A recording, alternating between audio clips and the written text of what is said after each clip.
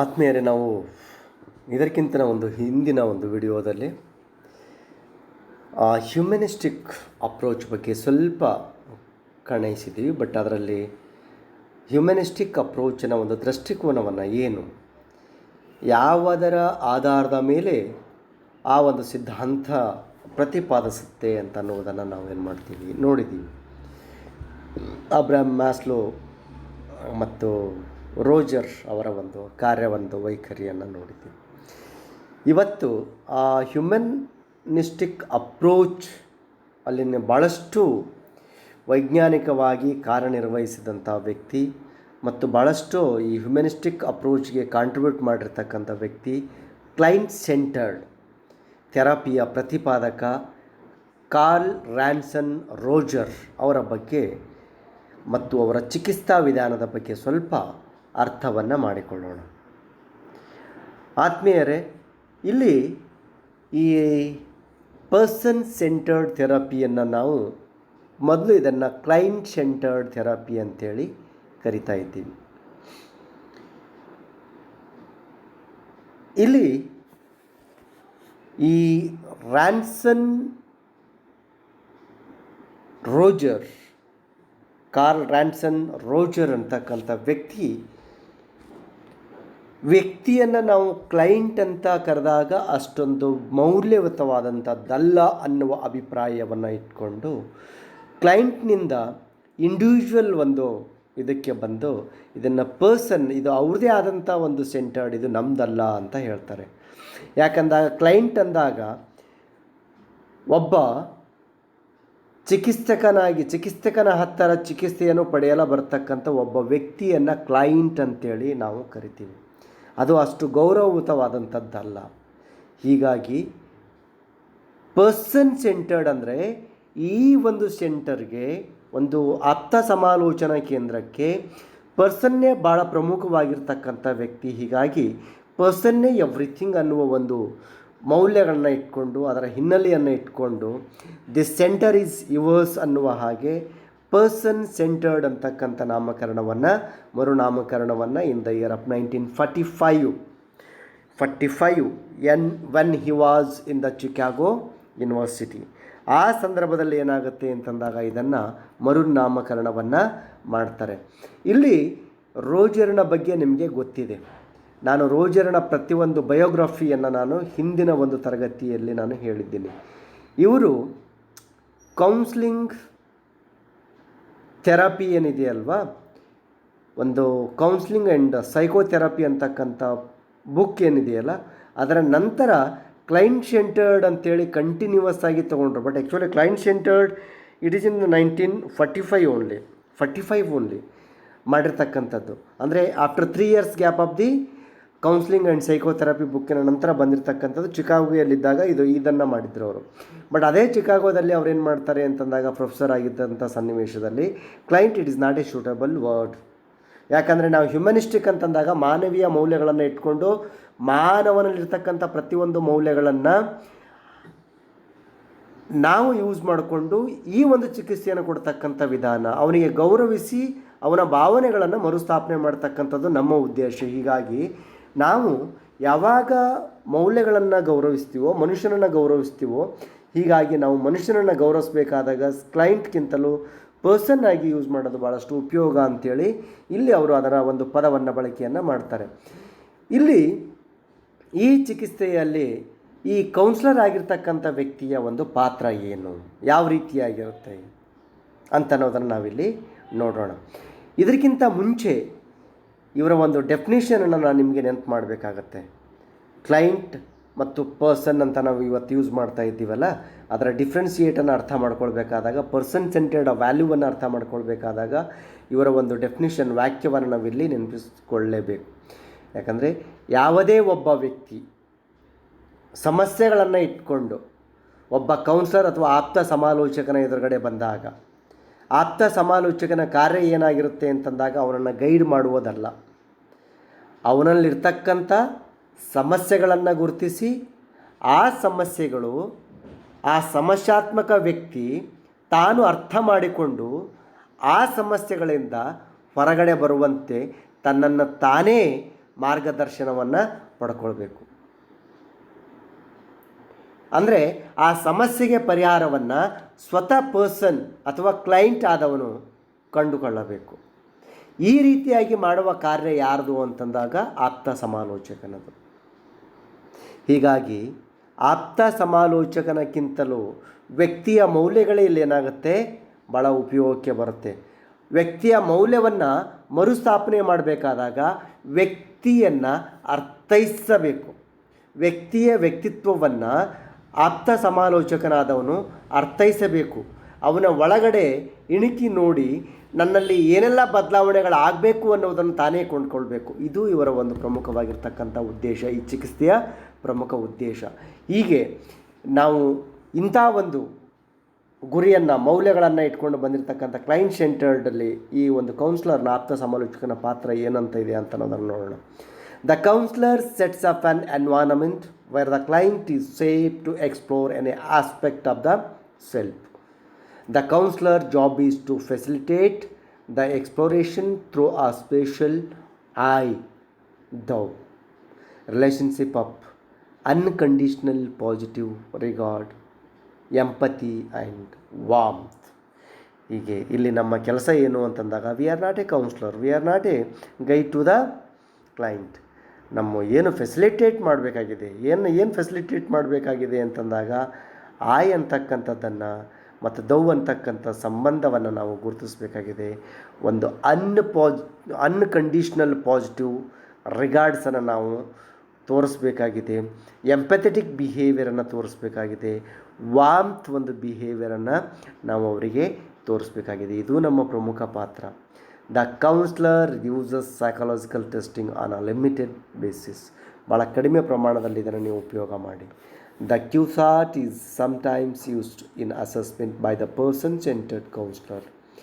The QSAT gives an indication of the incongruence between the perceived real self and ideal self. ಇಲ್ಲಿ ಭಾಳ ಒಂದು ideal self ಬಗ್ಗೆ ಮಾತಾಡ್ತಾರೆ, ಅದರ ಜೊತೆಗೆ ಇನ್ಕಾನ್ಗ್ರುಯೆನ್ಸಿ ಬಗ್ಗೆ ಮಾತಾಡ್ತಾರೆ.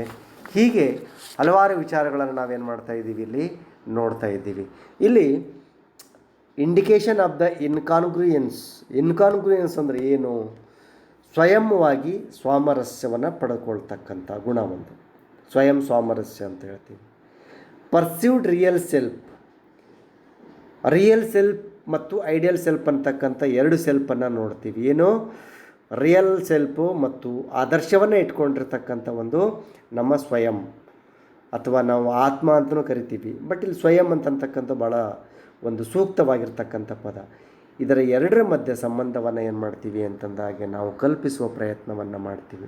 ಇನ್ಕಾನ್ಗ್ರುಯೆನ್ಸ್ between the pursued real self and ideal self. The use of diagnostic categories is, ನಾನು ಐಡಿಯಲ್ ಸೆಲ್ಫ್ ಮತ್ತು ರಿಯಲ್ ಸೆಲ್ಫ್ ಇನ್ನು ಮುಂದೆ ಬರುತ್ತೆ, ನಾನು ಮುಂದೆ ಅದರ ಬಗ್ಗೆ ಭಾಳಷ್ಟು ಡಿಟೇಲ್ ಆಗಿ ನಾನು ಮಾತಾಡ್ತೀನಿ. ಬಟ್ ಈಗ ಅಷ್ಟು ಸಾಕು. ಅದನ್ನು ಹೆಚ್ಚಿಗೆ ನಾವು ವಿಶ್ಲೇಷಣೆ ಮಾಡಿದಾಗ ಸಮಯವನ್ನು ಏನಾಗುತ್ತೆ, ಕನ್ಸ್ಯೂಮ್ ಮಾಡಿದಾಗುತ್ತೆ. Diagnostic categories is discouraged as incompatible with the philosophical view of the individual as a unique. A diagnosis places the counselor in a position of authority and impose a treatment plan. ಹೀಗೆ ಪ್ರಮುಖವಾದಂಥ ಉದ್ದೇಶ ಏನು, ಇದರ ಪಾತ್ರ ಏನು ಈ ಒಂದು counselling ಆಪ್ತ ಸಮಾಲೋಚನೆಯಲ್ಲಿ ಅಂತ ನಾವು ನೋಡಿದಾಗ, ಜಸ್ಟ್ ನಾವು ಒಬ್ಬ ವ್ಯಕ್ತಿಯ ಒಂದು ರಿಯಲ್ ಮತ್ತು ಐಡಿಯಲ್ ಸೆಲ್ಫ್ಗಳನ್ನು ಗುರುತಿಸುವುದು, ಅದರ ಜೊತೆಗೆ ನಾವು ಮಾಡಬೇಕಾಗಿರೋ ಕಾರ್ಯ ಏನು ಅಂತಂದಾಗ ಸ್ವಯಂ ಸಾಮರಸ್ಯವನ್ನು ಬೆಳೆಸಿಕೊಡ್ತಕ್ಕಂಥದ್ದು. And when we observe the goal of therapy, ಅದನ್ನು ನಾವು ನೋಡೋದೇ ಆದರೆ ಏನಿದೆ ಅದರ ಒಂದು ಪ್ರಮುಖವಾಗಿರ್ತಕ್ಕಂಥ ಗುರಿ ಅಂತಂದಾಗ, the first is a realistic self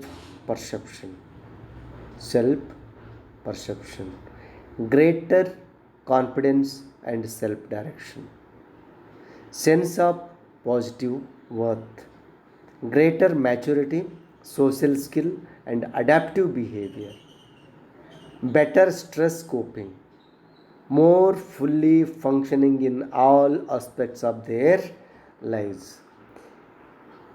ನೋಡಿ, ಮೊದಲನೆಯ ಕೌನ್ಸಿಲರ್ನ ಉದ್ದೇಶ ಏನು, ಈ ಆಪ್ತ ಸಮಾಲೋಚನೆಯ ಉದ್ದೇಶ ಏನು, ಅಥವಾ ಆ ಪರ್ಸನ್ ಸೆಂಟರ್ಡ್ ಥೆರಪಿಯ ಪ್ರಮುಖ ಒಂದು ಗುರಿ ಏನು ಅಂತ ನಾವು ನೋಡಿದ್ದಾದರೆ, ನಾವು ನಿಜವಾಗಲೂ ಮಾಡಬೇಕಾಗಿರ್ತಕ್ಕಂಥದ್ದು ಏನು ಅಂತಂದಾಗ, when we will give the respect to the client ಅಂತಂದಾಗ, ಸೆಲ್ಫ್ ಪರ್ಸೆಪ್ಷನ್, ಸ್ವಯಂ ಒಂದು ಪರ್ಸೆಪ್ಷನ್, ಪ್ರತ್ಯಕ್ಷ ಅನುಭವವನ್ನು ಮಾಡಿಸ್ಬೇಕು. ಸ್ವಯಂನ ಒಂದು ಪ್ರತ್ಯಕ್ಷ ಅನುಭವವನ್ನು ಮಾಡಿಸ್ಬೇಕು. And greater confidence and self direction. ಯಾವಾಗ ಪ್ರತ್ಯಕ್ಷ ಅನುಭವ ಆಗುತ್ತೋ, ನನ್ನ ಬಗ್ಗೆ ನನಗೆ ಅನುಭವ ಆಗುತ್ತೋ, ಯಾವಾಗ ನನ್ನನ್ನು ನಾನು ಅರ್ಥ ಮಾಡ್ಕೊಳ್ತೀನೋ, ಯಾವಾಗ ನನ್ನನ್ನು ನಾನು ಅರ್ಥ ಮಾಡಿಕೊಂಡು ನನ್ನನ್ನು ನಾನು ಪ್ರತ್ಯಕ್ಷವಾಗಿ ಅನುಭವಿಸ್ತೀನೋ, ಆವಾಗ ಏನಾಗುತ್ತೆ ಅಂತಂದಾಗ 100% ನನ್ನಲ್ಲಿ ಕಾನ್ಫಿಡೆನ್ಸ್ ಬರುತ್ತೆ. ಯಾವಾಗ ಕಾನ್ಫಿಡೆನ್ಸನ್ನು ಬರುತ್ತೋ ಆವಾಗ ನಾನು ಸರಿಯಾದಂಥ ಪ್ರಾಪರ್ ಆದಂಥ ವೇಯಲ್ಲಿ ನನ್ನನ್ನು ನಾನು ನನ್ನ ಮನಸ್ಸನ್ನು ಚಲಿಸುವ ಹಾಗೆ ನಾನು ಮಾಡ್ತೀನಿ. ಅದರ ಜೊತೆಗೆ that is most important, the goal of person centred therapy is sense of positive worth. This is most important thing.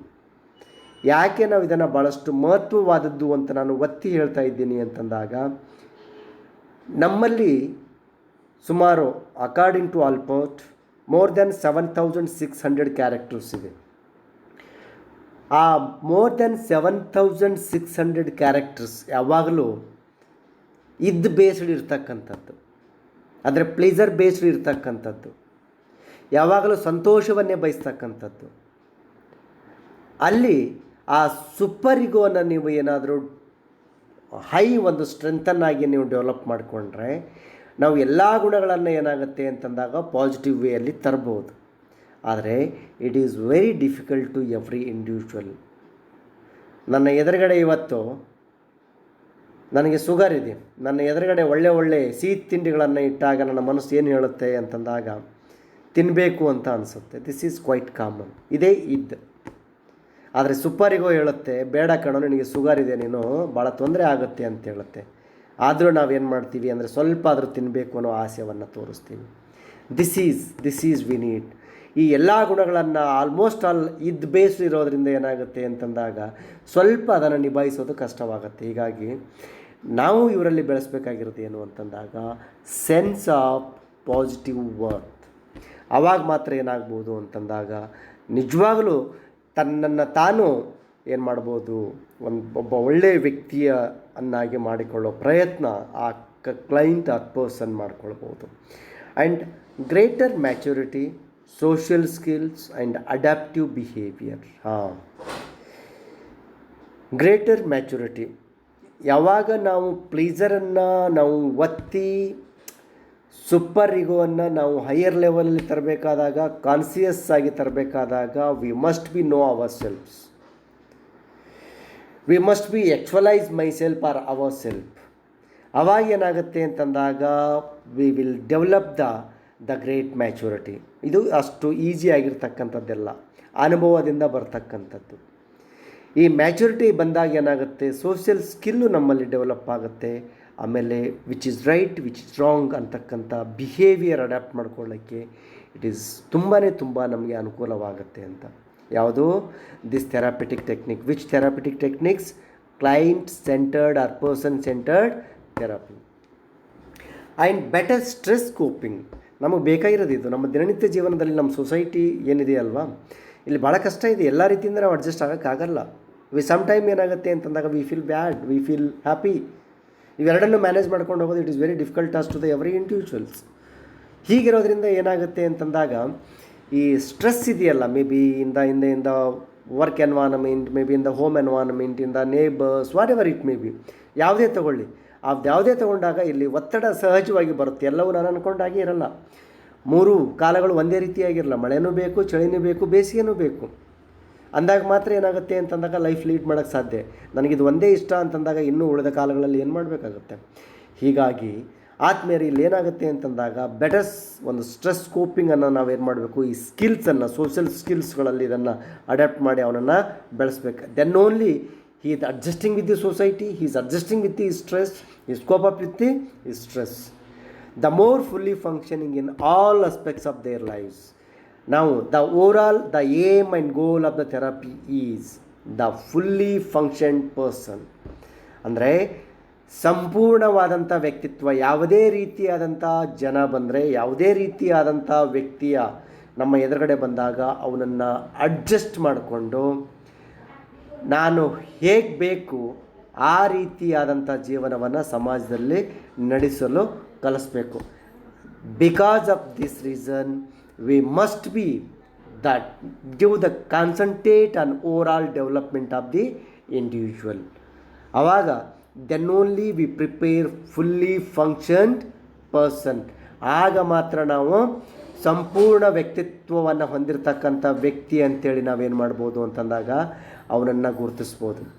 ಸಮಾಜದ ಯಾವ ಮೂಲೆಯಿಂದಲೂ ಯಾವುದೇ ರೀತಿಯಾದಂಥ ಒಂದು ಬಿಹೇವಿಯರ್ಸನ್ನು ಬಂದಾಗ ಅದನ್ನು ಫೇಸ್ ಮಾಡ್ತಕ್ಕಂಥ ಒಂದು ಸಾಮರ್ಥ್ಯವನ್ನು ಅವನಲ್ಲಿ ಬೆಳೆಸಬೇಕು ಅಂತ.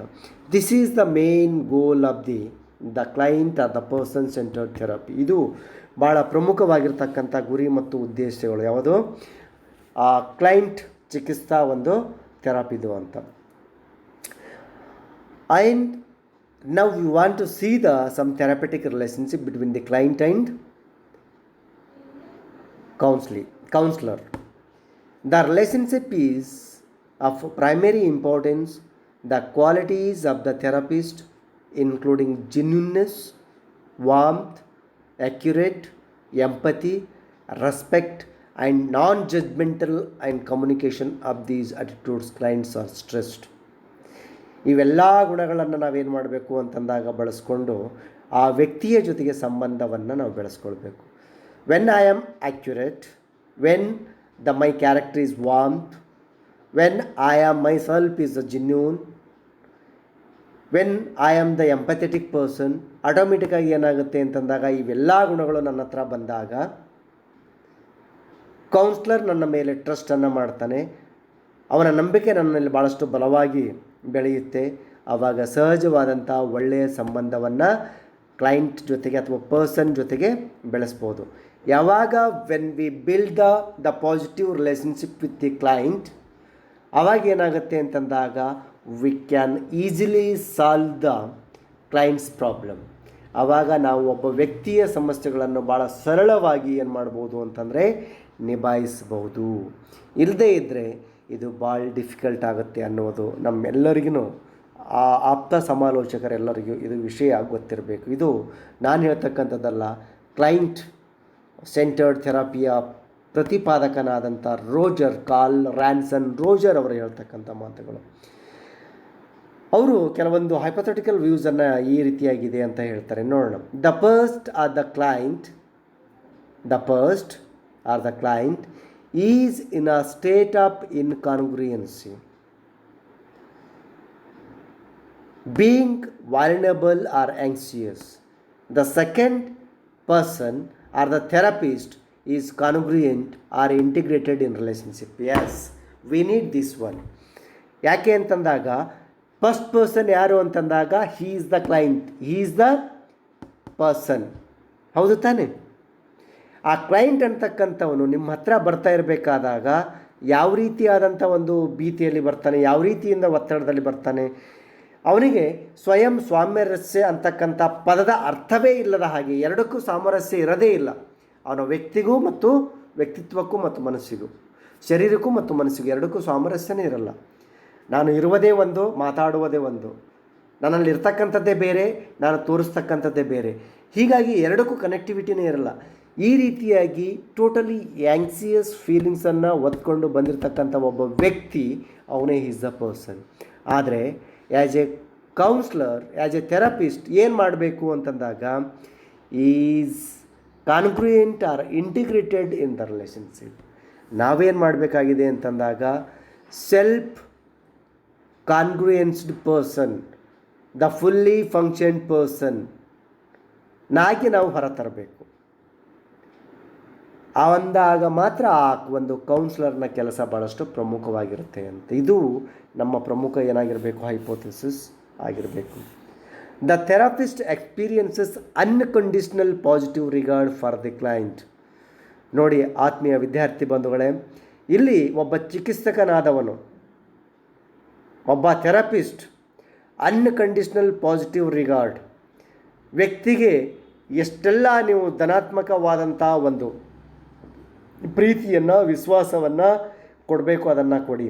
The therapist experiences an empathic understanding of the client's internal frame of reference and endeavours to communicate this experience to the client. ಆ ಅನುಭವ ಆ ವ್ಯಕ್ತಿಗೆ ಆಗಬೇಕು. The communication to the client of the therapist empathic understanding and unconditional positive regard is to minimal degree achieved. ಇಷ್ಟಿದ್ದಾಗ ಏನಾಗುತ್ತೆ, ನಾವು ಭಾಳ ಸ್ವಲ್ಪ ಮಟ್ಟಿಗೆ ಆ ವ್ಯಕ್ತಿಯ ವ್ಯಕ್ತಿತ್ವಕ್ಕೆ ನಾವು ಕೈ ಹಾಕ್ಬೋದು.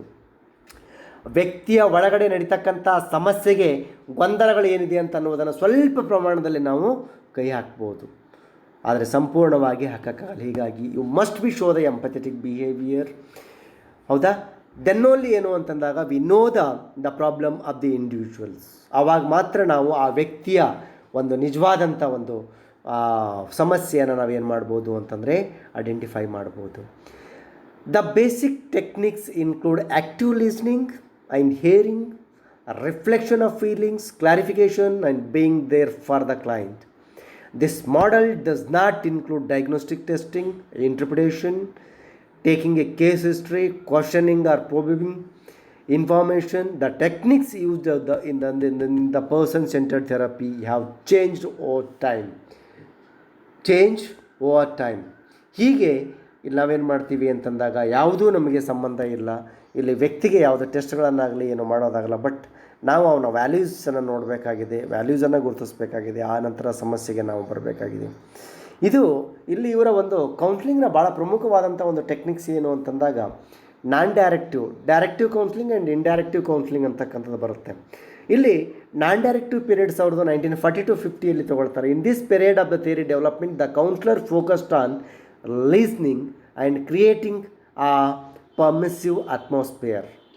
And the counselor did not provide intervention but communicated acceptance and clarification. And reflective period ಅಂತ ಬರುತ್ತೆ. ಅಲ್ಲಿ ಡೈರೆಕ್ಟಿವ್ ಪೀರಿಯಡಲ್ಲಿ ಏನು ಅಂತಂದಾಗ ಭಾಳಷ್ಟು ಕೇಳ್ತಕ್ಕಂಥದ್ದು, ಪರ್ಮಿಸಿವ್ ಒಂದು ಅಟ್ಮಾಸ್ಫಿಯರನ್ನು ಕ್ರಿಯೇಟ್ ಮಾಡ್ತಕ್ಕಂಥದ್ದಿತ್ತು. ಇನ್ನು ರಿಫ್ಲೆಕ್ಷನಲ್ಲಿ ಏನು ಬರುತ್ತೆ ಅಂತಂದಾಗ ಈ ಪೀರಿಯಡಲ್ಲಿ, in this period of time counsellor emphasised being non judgemental of the client while responding to the client's feelings and the reflecting the affect accurately. ಅಲ್ಲಿ ಕೇಳಿಸ್ಕೊಳ್ತೀರಾ, ಇಲ್ಲಿ ಅದನ್ನು ರಿಫ್ಲೆಕ್ಟ್ ಮಾಡ್ತೀರಾ ಭಾವನೆಗಳನ್ನು. ಇಲ್ಲಿ ಈಗ ನಾವು it is a experimental period. First is directive reflection, now this is third one is the experimental. This is the period of the EWG, empathy, warmth and genuineness. The empathy is the ability of the counselor to understand of the emotion of the client, correctly communicate this understanding. Warmth is also referred to as acceptance and the positive regard. In the person-centered literature, warmth is the ability of the counselor to convey unconditional acceptance of the client's personhood. ವೈಯಕ್ತಿಕವಾಗಿ ನಾವು ಅವನನ್ನು ನೋಡಬೇಕು ಅಂತಂದಾಗ V must be show this characters. One is empathy, one is warm and the genuineness. Genuineness or congruence. Congruence ಅಂದರೆ ಹೇಳಿದ್ದೀನಿ, ಸಾಮರಸ್ಯ ಅಂತೇಳಿ. Genuineness or congruence is the ability to be who one really is without assuming rules packets. ಇದು ಭಾಳ ಮಹತ್ವವಾಗಿರ್ತಕ್ಕಂಥದ್ದು. The overall person-centered counseling can help individuals of all ages with a range of personal issues. It has been found particularly useful in helping individuals to overcome the specific problems such as depression, anxiety, and personality disorders, eating disorders, and alcohol addictions. These issues can have significant impact on self-esteem, self-reliance, and self-awareness, but person-centered therapy can help individuals to reconnect with their inner self in order to transcend a pain. ಇದು ಭಾಳ ಪ್ರಮುಖವಾಗಿರ್ತಕ್ಕಂಥದ್ದು. ಹೀಗಾಗಿ ಆತ್ಮೀಯರೇ, ಒಟ್ಟಾರೆ ಇದೊಂದು wonderful ಆಗಿರ್ತಕ್ಕಂಥ ಒಂದು therapy. ನಿಜವಾಗಲೂ ಮಾನವೀಯ ಮೌಲ್ಯಗಳನ್ನು ಗೌರವವನ್ನು ಕೊಟ್ಟು ಆ ಗೌರವಕ್ಕೆ ತಕ್ಕಂತೆ ಅವನಲ್ಲಿರ್ತಕ್ಕಂಥ ಕೆಲವೊಂದು ಕುಂದುಕೊರತೆಗಳನ್ನು ತೆಗೆದುಹಾಕಿ ಮತ್ತೆ ಗೌರವಯುತವಾಗಿ ಸಮಾಜದಲ್ಲಿ ಜೀವನವನ್ನು ಮಾಡಲು ಕಲಿಸಿಕೊಡುವಂಥ ಒಂದು ಅತ್ಯಂತ ಉತ್ತಮವಾಗಿರ್ತಕ್ಕಂಥ ಚಿಕಿತ್ಸಾ ಕ್ರಮ ಅಂದರೆ ಅದು that is a person centred ಒಂದು ಥೆರಪಿ ಅಂತ ಹೇಳ್ಬೋದು. ಹೀಗೆ ನಾವು ಹಿಂದಿನ ಮತ್ತು ಇವತ್ತಿನ 2 ತರಗತಿಗಳಲ್ಲಿ ರೋಜರ್ ಬಗ್ಗೆ ಆಗಿರ್ಬೋದು, ರೋಜರ್ನ ಒಂದು ಕಾಂಟ್ರಿಬ್ಯೂಷನ್ಸ್ ಬಗ್ಗೆ ಆಗಿರ್ಬೋದು, ಅವರ ಒಂದು ಥೆರಪೆಟಿಕ್ ಟೆಕ್ನಿಕ್ಸ್ಗಳ ಬಗ್ಗೆ ಆಗಿರ್ಬೋದು, ಆಮೇಲೆ ಅತ್ಯಂತ ಅಮೂಲ್ಯವಾದಂಥ ಒಂದು ಅವರ ಒಂದು ಟೆಕ್ನಿಕ್ಸ್ಗಳು ಮತ್ತು ಒಂದು ರಿಲೇಷನ್ಶಿಪ್ ಡೆವಲಪ್ಮೆಂಟ್ ವೇಸ್ ಇದೆಯಲ್ಲ, ಅವುಗಳನ್ನು ನಾವೇನು ಮಾಡಿದ್ದೀವಿ ಭಾಳ ಸುಂದರವಾಗಿ ಮತ್ತು ಚೆನ್ನಾಗಿ ಅರ್ಥ ಮಾಡ್ಕೊಂಡಿದ್ದೀವಿ ಅಂತ ಹೇಳುತ್ತಾ ಮತ್ತೆ ಹೊಸ ವಿಷಯದೊಂದಿಗೆ ಮತ್ತೆ ಮುಂದಿನ ಒಂದು ವಿಡಿಯೋದಲ್ಲಿ ಭೇಟಿಯಾಗೋಣ. ನಮಸ್ಕಾರ.